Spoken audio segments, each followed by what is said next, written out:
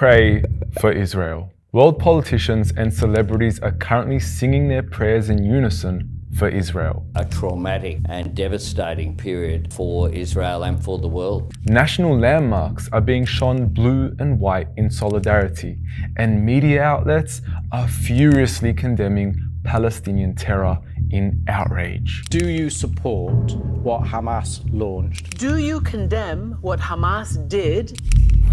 I'm sorry, but please. For decades, we've watched Israeli occupying forces smash into Palestinian homes, shoot at children, literally kill journalists, take prisoners indefinitely, bomb entire cities, level entire buildings, obliterate entire generations of families, confine 2.2 million civilians to the world's largest open-air prison, impose an actual apartheid system, illegally occupy and invade Palestinian land for 75 years with full impunity. And if I don't steal it, someone else is going to steal it. And now we are told to pray for Israel?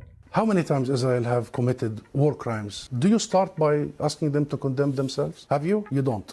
Why?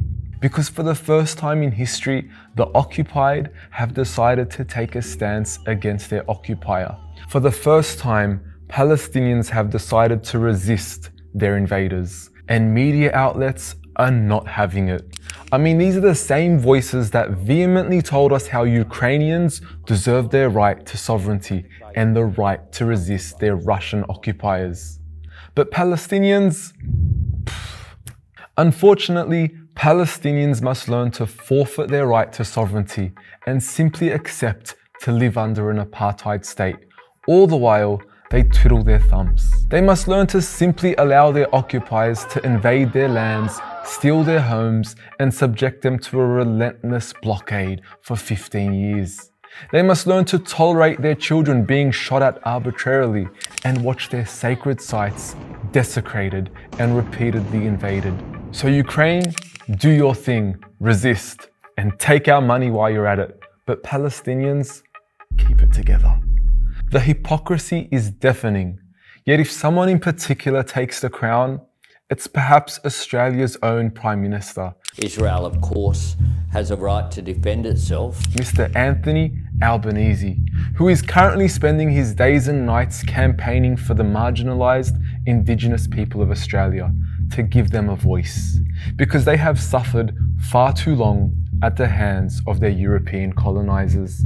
A man that even took it upon himself to champion this cause amongst the Muslim community in our own mosques.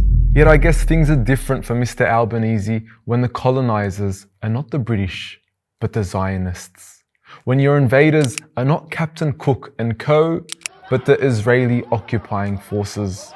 When your colonisers don't put you in chains, but carpet bomb your city. Because in this case, such people don't deserve a voice. Rather, their occupier deserves the right to indefinitely defend themselves, to silence your voice.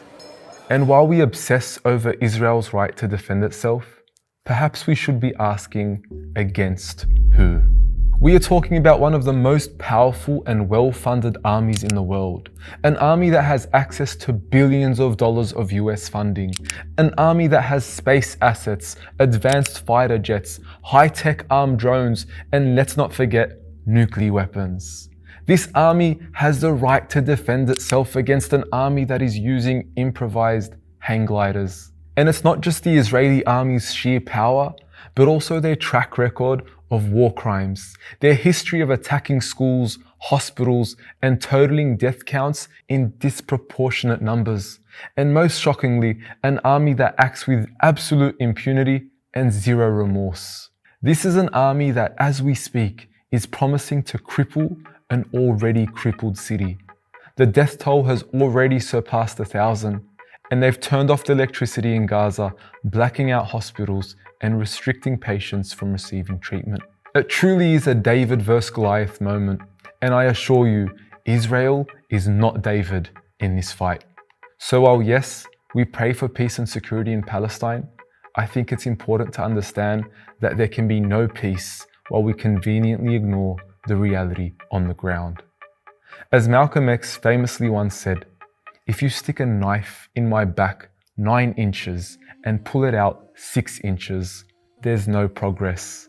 If you pull it out all the way, that's not progress.